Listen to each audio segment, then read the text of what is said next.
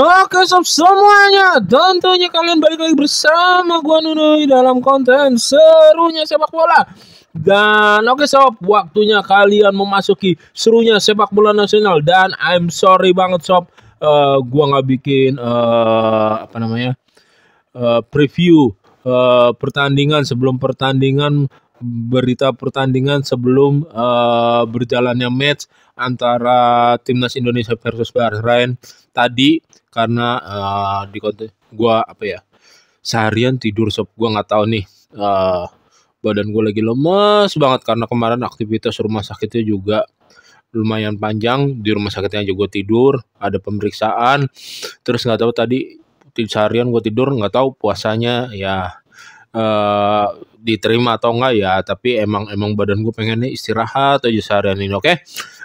Dan gue tadi tetap nonton pertandingan timnas Indonesia versus Bahrain.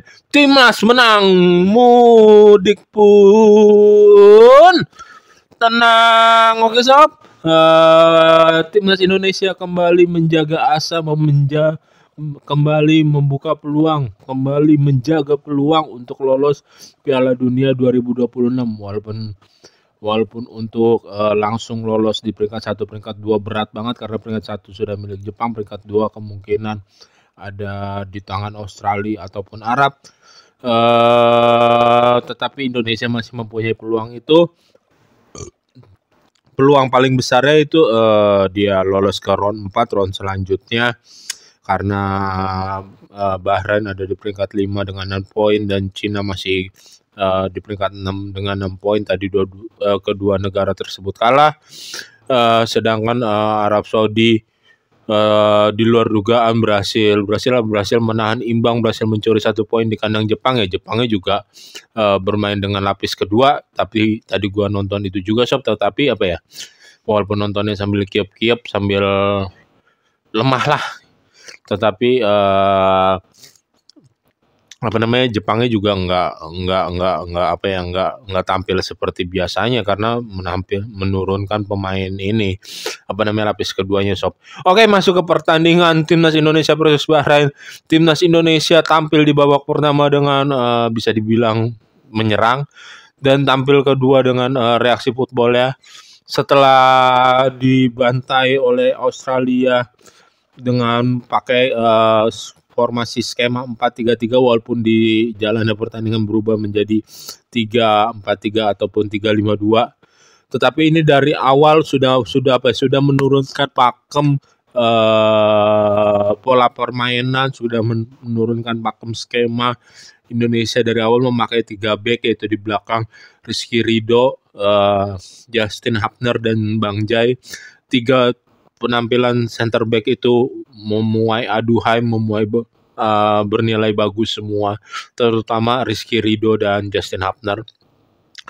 Terus di kedua sisinya, di kirinya ada Verdong, di kanannya ada Kevin Dix. Keduanya tampil tidak begitu bisa dibilang bagus, tidak, tapi jelek pun tidak, so-so biasa aja.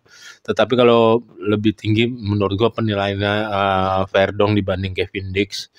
Kevin Dix belum tertular memberikan penampilan yang sangat-sangat memukau, penampilan yang sangat-sangat bagus, yaitu kedua jangkar di tengah yang gue bilang ini benar-benar kuncinya, yaitu Tom Hai dan Pelupesi. Di konten-konten gue sebelumnya, termasuk di konten gue sebelum melawan timnas Australia, gue pengen menurunkan, timnas Indonesia menurunkan Pelupesi, dan sekarang baru diturunkan oleh pelatih Patrick Kluivert, diberi kesempatan dan langsung benar dijawab langsung sebagai gelandang jangkar murni, gelandang jangkar yang bagus, gelandang jangkar yang elegan, dan memberikan kenyamanan yang bagus untuk timnas Indonesia, dan mendampingi Tom Haye dengan sangat-sangat brilian. Debut Pelupesi di timnas Indonesia, very good sob. Oke, 3 di depan ada Ragnar Uratmangun oleh Romeni yang bergantian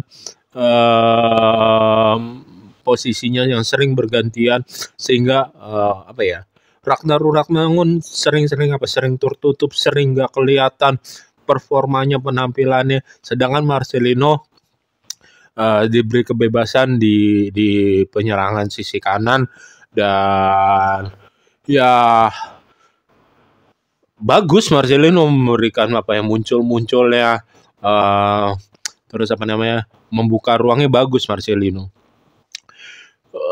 Tom Hai karena dia sudah nyaman sekali di lini tengah, ada duet partner yang sangat bijak, memberikan apa ya kenyamanan dia dalam melancarkan bola, apa namanya dalam melakukan drop ball, bola long ball, silang bola, passing bola, semuanya diberikan apa namanya kebagusan, kenyamanan oleh Tom Hai dalam menjalankan dan mendistribusi bola ya, termasuk dari gol babak pertama. Tom Hai mendapatkan bola dan dia langsung drop ball ke Marcelino yang tangannya juga aktif meminta bola tersebut dan dia membuka ruang dengan sangat baik. Tas tipis, sentuhan passing akhir itu ke oleh Romeni juga menjadi kunci terhadap passing, menaruh bola ke depan terhadap oleh Romeni di finishing dengan sangat berkelas, elegan. Oke, ini merupakan apa namanya merupakan jawaban atas penantian goal getter timnas Indonesia yang lama dinanti-nanti. Sementara ini ketemu jawabannya di oleh Romeni sob. Sebetulnya ya Bahrain juga nggak tampil baik, malah bagusan Bahrain ketika tampil di apa namanya tampil sebagai tuan rumah negara sendiri. Dia di sini terlihat kayak mainnya benar-benar nggak lepas, nggak enjoy, bermain dengan penuh tekanan, bermain dengan di bawah tekanan ya. Bahrain terlihat tidak bisa mengeluarkan skema dan kemampuannya, apalagi di babak pertama. Di babak kedua Bahrain kan terlihat menguasai, tapi Justin Hubner dengan sliding tackle di kotak penaltinya, terus Verdong, terus ada ada block intercept dari Justin Hubner kembali, ada Rizky Ridho dengan penyelamatannya, membuang bola dengan header kepalanya, yang Martin Paes udah out position. Walaupun kalau misalkan aja tuh Rizky Ridho mentalnya nggak bagus, Rizky Ridho mentalnya nggak kuat, bola itu disundul bisa langsung mental ke gawang sob, bisa akan terjadi gol bunuh diri sob. Itu karena mentalnya Rizky Ridho bagus, mentalnya Rizky Ridho solid, dan Rizky Ridho gue bilang layak menjadi man of the match dalam pertandingan tersebut lah dari versi gua sob. Oke.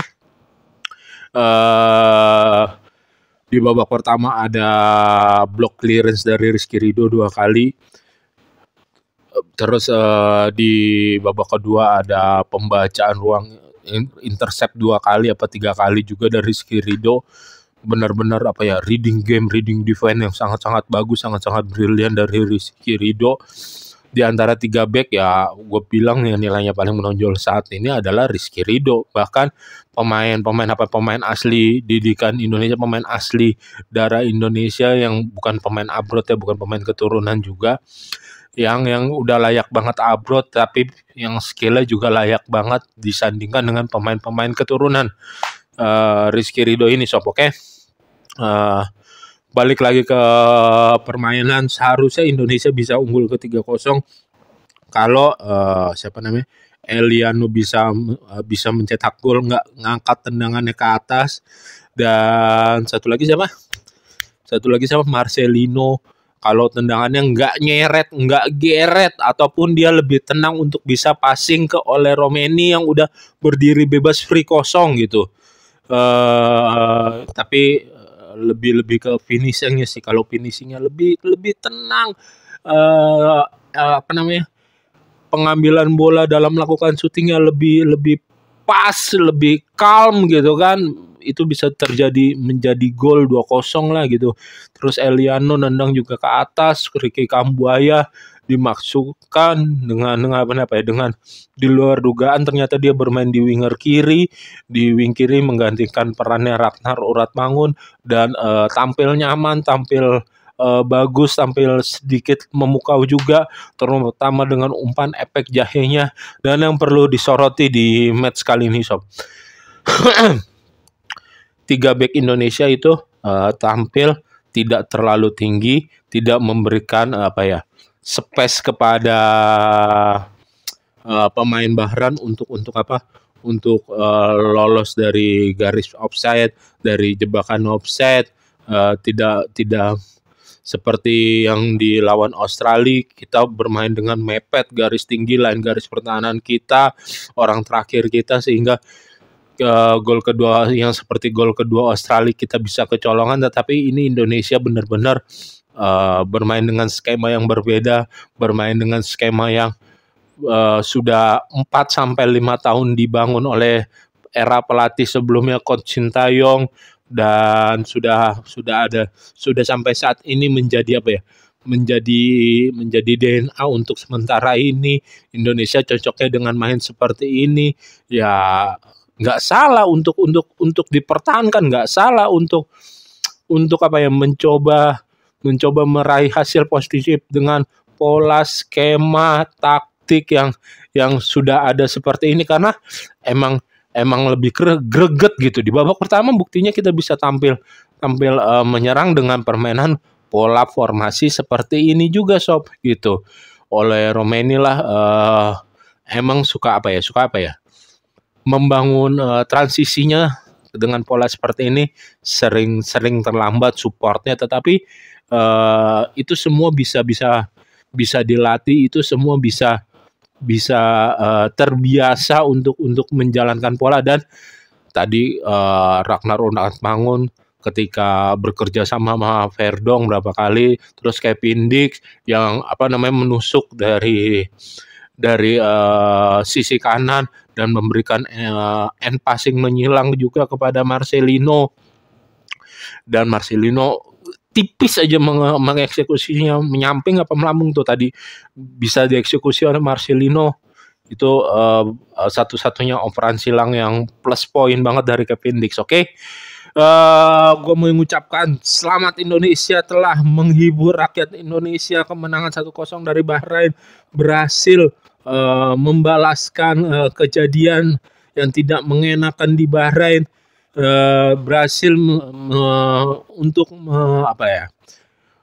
kepada publik sepak bola Indonesia memberi kepercayaan untuk tetap menjaga asa peluang lolos ke Piala Dunia, walaupun itu harus dari zona round 4. Berhasil dengan tampil bisa dibilang lumayan baik, duel-duelnya, fight-nya, walaupun Bahrainnya nggak tampil maksimal juga sob gitu. Oke. Berikut adalah 5 pemain menurut gua yang sangat layak diapresiasi. Ini 5 pemain ini bisa dibilang sangat susah sob, karena banyak banget pemain yang tampil bagus di pertandingan kali ini. Jadi nilainya ya tipis, tapi kalau ini menurut gua. Di peringkat 5 sendiri ada kan peringkat 1 ada Rizky Ridho, peringkat 2 ada Ole Romeni, peringkat 3 ada Justin Hapner, terus peringkat 4 sendiri ada siapa namanya, Kambuaya. Terus di peringkat 5 ada gue maunya antara Verdong dan Marcelino. Verdong atau Marcelino, ya kita beri kredit poin kepada Marcelino lah. Jadi Marcelino 5. Terus di peringkat 1 ada Rizky Ridho, Ole Romeni, Justin Hapner. Terus ada kakak Ricky Kambuaya, karena telah mencuri perhatian, telah menyita perhatian.